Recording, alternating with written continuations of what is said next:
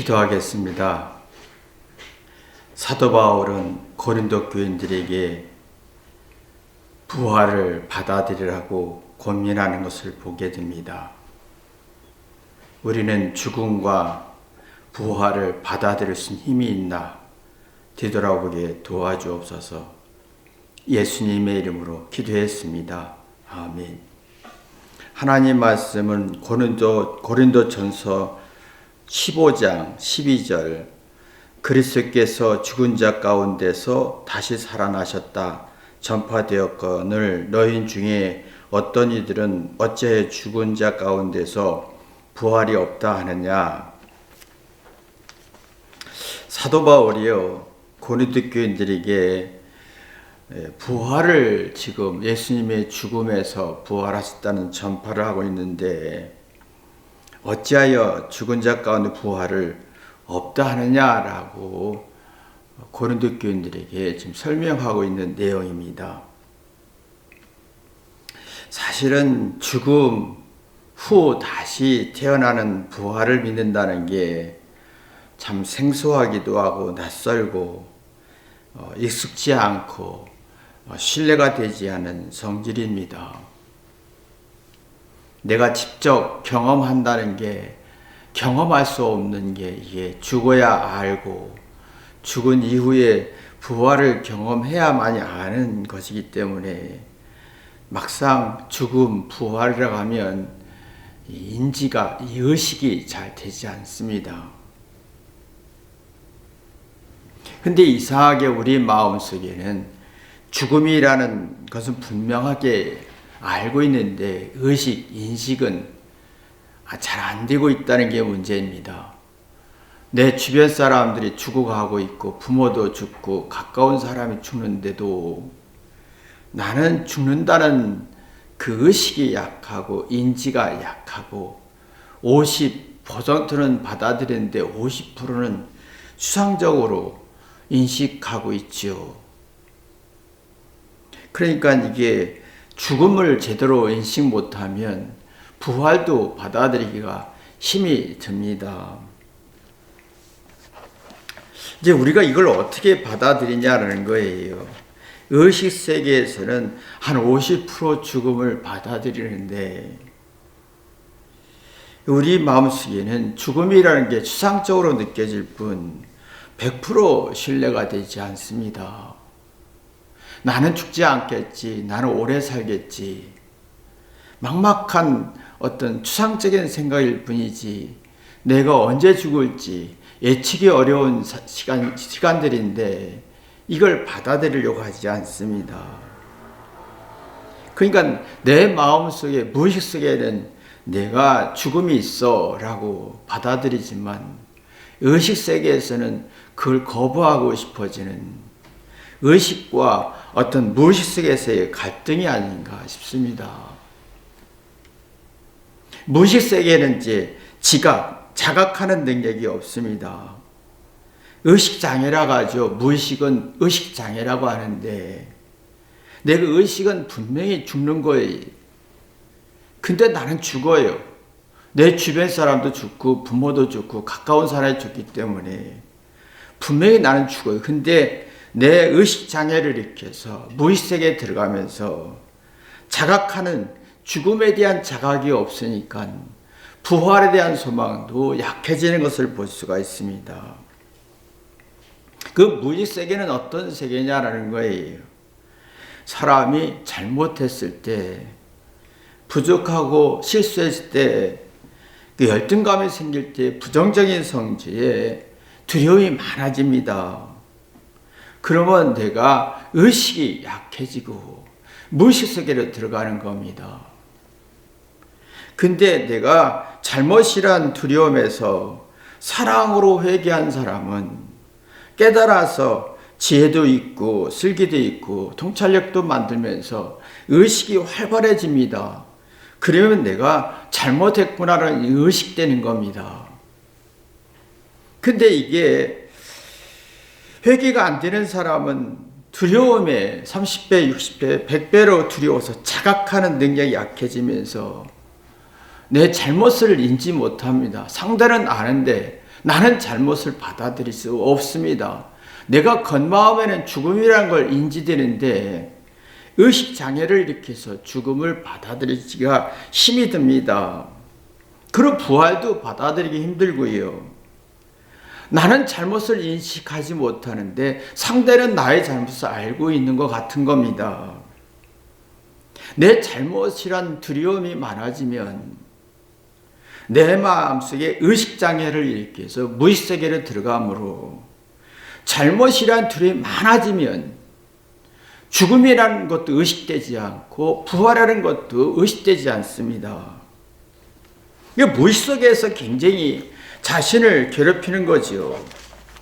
그러면 의식장애를 일으켜서 우리는 잘못이란 실수를 90% 이상 하는데 이게 회개가 안 되고 사랑이 없어서 회개가 안 되는 사람은 주관적인 성질이 강하지만 무의식 속에서 뭔가 의식이 안 되는 의식장애를 일으켜서 잘못이란 걸 인식 안 되고 사실을 받아들일 수가 없고 그러면 죽음이라는 건 사실인데 이 사실도 받아들이기 힘들어지는 겁니다.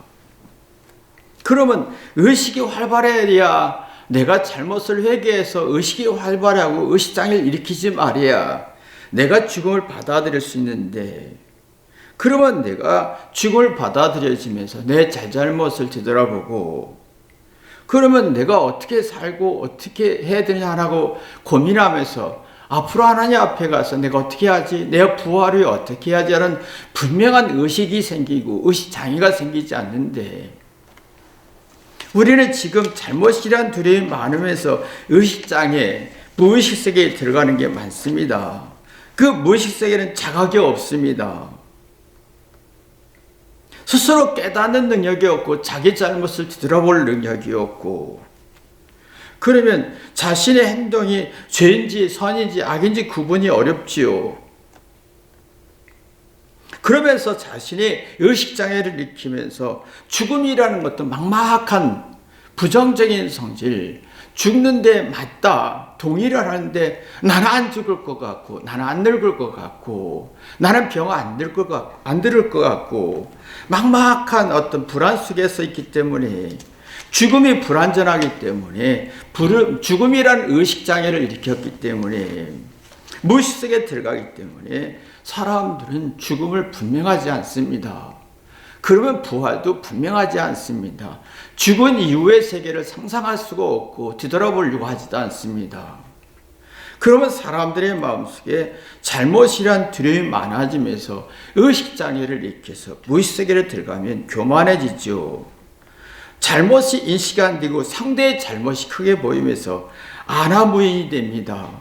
상대를 무시하고 싶어. 난 잘못 없고 상대가 잘못했으니까 상대의 잘못은 인식되는데 내 잘못은 인식되지 않습니다. 그 인간성이 나빠지면서 건방지고 상대를 낮추고 의식이 떨어지고 무의식 속에 의식장애를 일으키면서 자기 잘못을 인식하지 못한 채 부정적인 성질에 그 부정적인 성질이 강할수록 죽음이라는 부정적인 성질을 받아들일 힘이 없다는 겁니다. 그러나 내 마음속에 사랑으로 회개하는 사람은 잘못을 받아들여요. 의식장애에서 벗어나 의식이 활발해지죠. 그 잘못을 뒤돌아보고 의식이 활발해지면 내 잘못이 크게 느껴지면서 상대를 높일 수가 있고 의식이 살아나고 자기 잠재를 일깨우면서 자기 리스크를 점검합니다. 다시 한번 이 문제가 있을까? 내 죽음이 어떤 문제가 있지? 내가 죽으면 어떤 현상이 있지?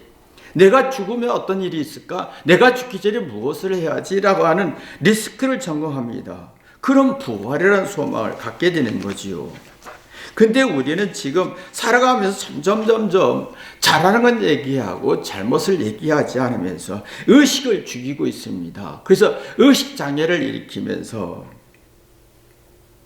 죽음이라는 게 추상적이고 부활이라는 게 더 추상적으로 이해되면서 나는 죽지 않을 거야. 나는 오래 살 거고. 그러다 부활이라는 게 막막해지고 죽음이라는 게 막막한 두려움에 빠질 뿐입니다. 잘못을 회개하는 사람 의식을 굉장히 활발하게 해서 속에 있는 의식장애를 일으키지 않고 죽음을, 선악을, 인생을 눈뜨면서 의식이 살아나지요. 그러면 당연히 내 자신이 죽음을 맞이하기에 준비하고 죽음을 맞이하다 보면 부활의 소망을 갖게 하는 겁니다. 우리는 죽습니다. 늙어갑니다. 이걸 분명한 의식이 있는 사람은 죽음과 부활에 추상적이지 않습니다. 우리가 언제나 하나님이 설명했을 때 너는 죽어라고 설명하고 있잖아요. 내가 늙고 내가 외모가 늙고 얼굴이 늙어가고 목살이 늙어가고 또 손이 늙어가고 힘이 없어가고 넘어지고 기억력도 없어가면서 서서히 의식이 살아있는 사람은 난 죽어라고 하는 걸 받아들일 수가 있는 겁니다. 그 자기를 되돌아보지요. 그러면 내가 하나님 앞에 갈 때 어떻게 할 것인가라는 부활의 소망 가운데 내가 내 인생을 리스크를 점검하죠. 어떻게 살아야 했고 어떤 문제가 있는가. 그러면 속사람이 새로워지면서 낙심과 절망과 죽음의 공포를 이겨내지요. 이게 그러면요, 남은 인생을 은혜로 느낍니다. 그러나 그렇지 못하면 우리는 점점 잘했다라고만 주장할 때 의식장애를 일으키는 거예요.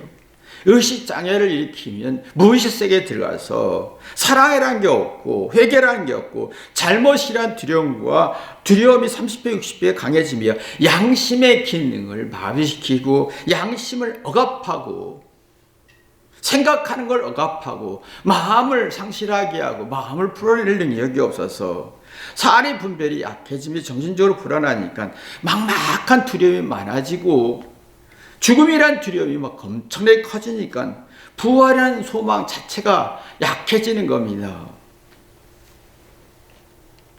그게 이게 참 우리 인생에 살아가면서 의식을 계속 살려야 되는데 우리는 의식을 죽이고 의식 장애를 일으키고 있습니다. 사랑이 있어서 예수님의 사랑이 있어서 회개하는 사람은 회개합니다. 그건 잘못이란 두려움에서 벗어나 양심을 살리지요. 양심이 이 잘못이 된 두려움을 이겨내면서 의식을 살립니다. 그러면 내 죽음과 선악과 자잘못을 이렇게 객관적으로 볼 수 있고 인생의 모든 것을 협력해 선을 이룰 수 있고 그래서 나는 죄인 중에 괴수가 되면서 의식이 살아납니다. 아, 죽는구나. 사는구나. 이게 악이구나. 이게 이런 거구나. 라고 하면서 하나님의 뜻을 헤아릴 수가 있는 겁니다. 왜 예수님이 목수의 아들로 태어났을까? 그게 양심이 살고 또 이게 의식이 살고 자기 잘못된 두려움이 살면 상대의 뜻을 헤아릴 수가 있지요. 왜 예수님이 신의 아들이고 신의 성품이 있고 신적으로 입장에 선악을 분별할 수 있고 심판할 수 있을 터인데 왜 천한 목수로 태어났을까? 학문도 없고 무식하고 돈도 없고 억울하고 비참하고 왜 죽었을까? 이겠습니다. 의식이 살아서 선악을 분별할 수 있고 그 다음에 내 마음속에 양심이 살아나면 내가 의식장애를 일으키지 않고 상대의 뜻을 깊이 헤아릴 수가 있습니다. 예수님이 왜 인간의 목수의 아들로 태어났을까? 천한 사람을 태어났을까? 이제 인생의 천한 죄와 악과 인간의 천한 삶을 겪으면서 인간들이 이렇게 악하고 이렇게 될 수밖에 없고 이렇게 죄를 범할 수밖에 없고 이렇게 고통스럽고 이렇게 슬펐겠구나라고 하면서 심판하는 하나님의 입장에서 아니라 인간의 죄의 입장에서 이 심판하는 정신을 이해하게 됩니다. 그래서 예수님이 죽음도 부활도 보여주면서 너처럼 나처럼 이렇게 너는 이렇게 부활할 수 있고 죽고 부활할 수 있어 라는 소망을 준 하나님의 배려심을 헤아릴 수가 있습니다. 근데 우리가 의식이 없고 의식장애를 일으키고 잘못이 된 두려움이 많고 양심을 죽이고 양심을 억압하고 의식을 죽이는 사람은 사랑이 없습니다. 상대의 배려도 하나도 없습니다. 상대의 의도를 이해하려고 할 능력이 없습니다. 그러니까 우리가 보면요, 그래서 상대의 의도를 이해하기보다는 의식이 없는 사람은, 무의식 속에서 의식 장애를 일으키는 사람은 내 자신의 우월한 걸 정보를 주장하지요. 그리고 주장하면서 상대를 부정합니다. 근데 문제는 자신의 두려움이 30배, 60배, 100배를 느끼면서 양심을 괴롭힌다는 거예요. 자신의 양심을. 그러면서 스트레스에 강해지면서 주관적 성질이 강해지고 잘못이 없다라고 하는데, 결국은 자기가 자신의 마음을, 마음에 있는 양식을 억압하고 괴롭히고 스스로 의식장애를 이렇게 무의식세계로 들어가서 내가 잘못해서 잘못이 인식이 안 되고, 내가 죽음이 앞에 와도 죽음을 인식하지 못하고, 막막한 두려움, 죽음에 대한 불안이 막막하게 느껴지고, 내가 겉으로는 죽어라고 말은 편하지만 속은 난 안 죽고 싶어라고 하는 의식장애를 일으키는 거지요. 그래서 겉은 내가 죽어 말하지만 속은 난 죽기 싫어라고 하면서 의식장애를 일으키니까 예민해지고 신경질적이고 이성적인 논리도 없고 사리 분별이 안 되니까 불안이 깊어지지요. 그럴수록 의식은 없고 믿어지는 게 없습니다. 죽음을 받아들일 능력이 없습니다. 내가 죽음을 받아들일 때 죽음을 받아들이고 부활한 소망이 생기고 양심이 살아나고 의식이 살아나면 하나님의 말씀이 이렇구나 저렇구나 하고 꿀과 같이 맛있죠. 생각을 깊게 합니다. 인생을 뒤돌아보게 합니다. 근데 이상하게 우리는 사랑이라는 게 참 없어요. 사랑이란 단어는 내 잘못에 대한 두려움을 소화해서 양심을 살리고 의식을 살려서 사실을 받아들이고 죽음도 받아들이고 잘못도 받아들이고, 그러면 상대를 높이면서 상대에 대한 고마움과 따뜻함이 나오는데, 이런 정신적인 사랑이 아니라 상대가 나한테 잘해주고 인정해주면 사랑으로 착각하는, 이것이 결국은 세상의 사랑은 의식장애를 일으키는, 사랑을 못 느끼고 무의식 속에서 불안과 두려움 속에 자기 양심을 괴롭히는 스트레스성이 굉장히 강해지는 성질로 발전한다는 겁니다. 오늘은 부활주일입니다. 부활주일은 내가 다시 태어난다는 것인데, 이 말은 죽음을 100% 인식할 때입니다. 의식이 있을 때입니다. 의식장애가 없애야 된다는 겁니다. 내가 잘못을 소화해서 잘못에 대한 두려움이 벗어나야 양심이 살고, 그래서 의식이 살고 죽음도 받아들이고 그럼 부활도 받아들일 수가 있는 거지요. 그러면 내가 왜 사는지, 죽기 전에 어떻게 준비하는지, 내가 문제가 뭔지 라고 생각하면 생명이 시작됩니다. 생명의 기능이 스스로 생각하고 뒤돌아오면서 깨닫지요. 그러면 누가 어떤 설명을 해도, 상대가 나한테 어떤 설명해도 받아들일 수 있는 힘이 생기지요. 아, 당신의 말이 타당합니다 라고 합니다.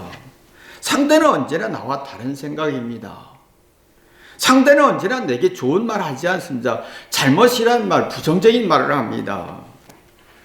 그러나 내가 양심이 살고 잘못이란 두려움을 이겨내고 의식이 살아나면 상대의 잘못이란 말을 받아들일 수가 있고 배우고 객관적으로 이해할 수 있고, 일리가 있네요. 아주 타당하네요.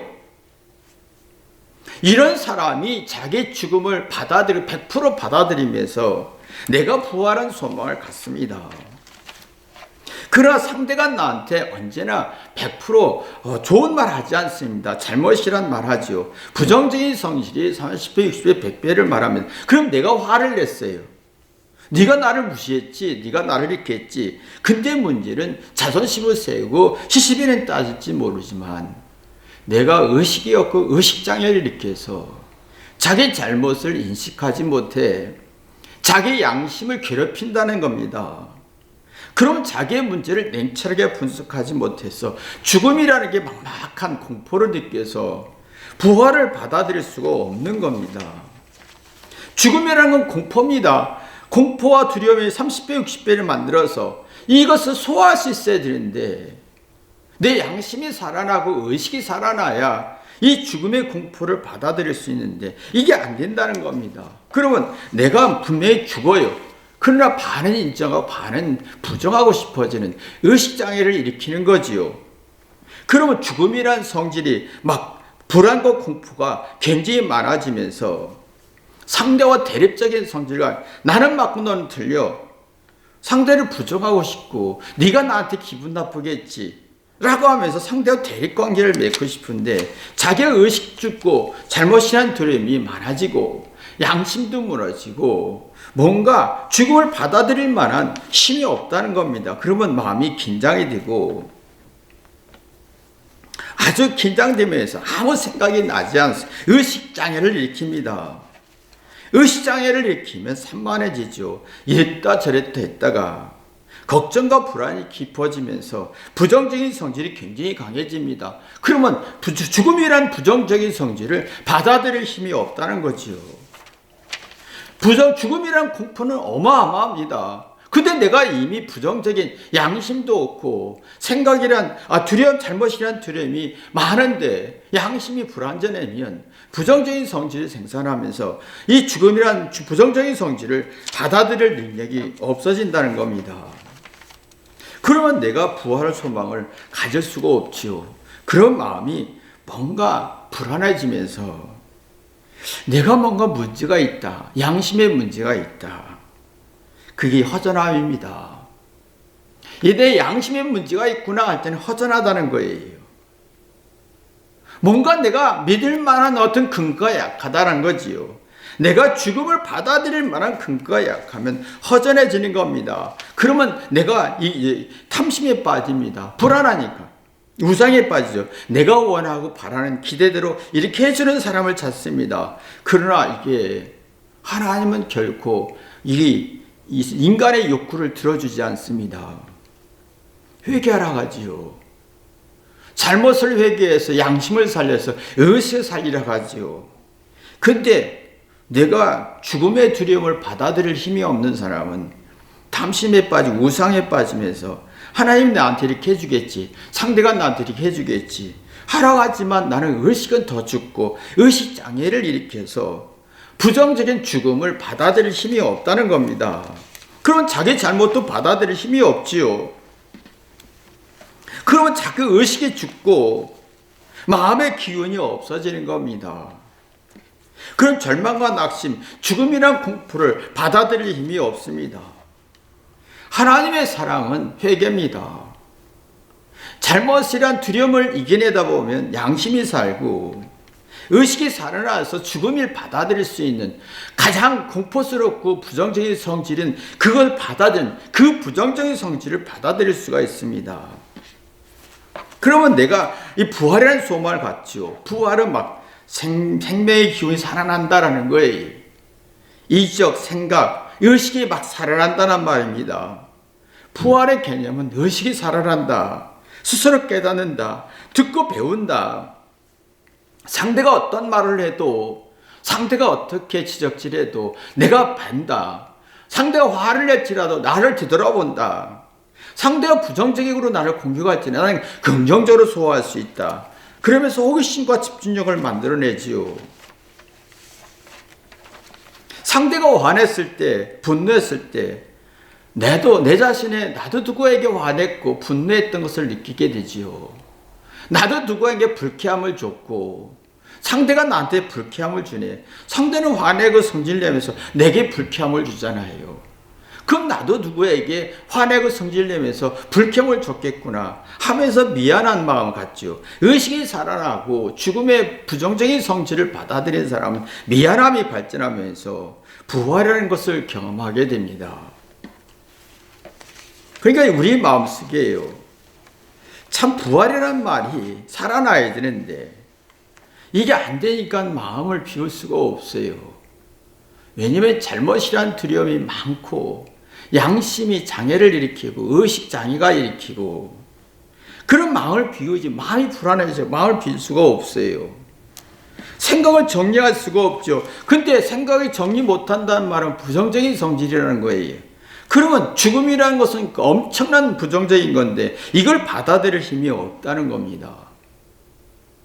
그러나 예수님의 사랑으로 회개한 사람은 나 같은 죄인을 위해서 주님이 돌아가셨다는 사랑을 깨닫는 사람은 잘못이란 두려움에서 벗어나면서 양심이 살고 의식이 살면서 내가 죽음도 고통도 외로움도 누가 어떤 화내도 다 교훈이 되고 지혜가 되는, 그러면서 내가 죽음을 냉철하게 받아들여집니다. 이게 있을 때 내가 살맛이 나지요. 그래서 사도 바울이 고린도서 15장 12절 보면 그리스도의 죽은 자 가운데 다시 살아났다 전파이 됐는데 어찌하여 너희들은 죽은 사람의 부활이 없다고 사람이 하느냐라고 설명하고 있습니다. 이 당시는요, 헬라의 최고의 상업도시인 그리스에 있는 고린도입니다. 고린도는 항구인데 물질이 굉장히 풍요로웠던 지역입니다. 물질이 많다 보니까 뭔가 더 살고 싶고 행복하고 싶고 잘 살고 싶고, 근데 문제는 회개가 안 된다는 겁니다. 그러면 이게 잘 살고 싶고 똑똑하다, 돈을 잘 벌지만 내 마음속에 양심이라는 게 잘못이란 두려움이 많아지고 양심이 무너지고 의식이 약해지면 내면의 만족이 떨어지면서 정서불안이라는 게 만들어졌습니다. 그 회개가 안 되지요. 그런 긍정적인 기운과 어떤 죽음이란 두려움을 받아들일 힘이 없으니까 심신이 약해지고 긴장되면서 죽음이라는 걸 받아들일 힘이 없으니까 막연하게 부활은 없다라고 하고 싶었던 거죠.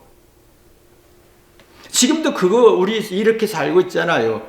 고린도 교회처럼, 그리스도의 고린도 항구처럼 풍요로운 우리가 살고 있잖아요. 근데 풍요로울수록 똑똑할수록 우월할수록 절대로 회개하지 않습니다. 근데 잘못에 두려움은 굉장히 강해서 자존심의 상처는 쉽게 받습니다.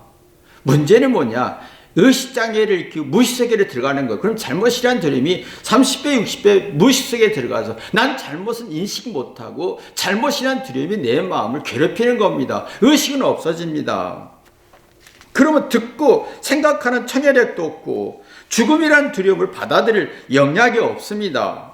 정서 불안이 깊어지면서 그 정서 불안이 깊어질 때 죽음이란 공포를 받아들일 수 있겠냐는 거예요. 그래서 부인한 겁니다.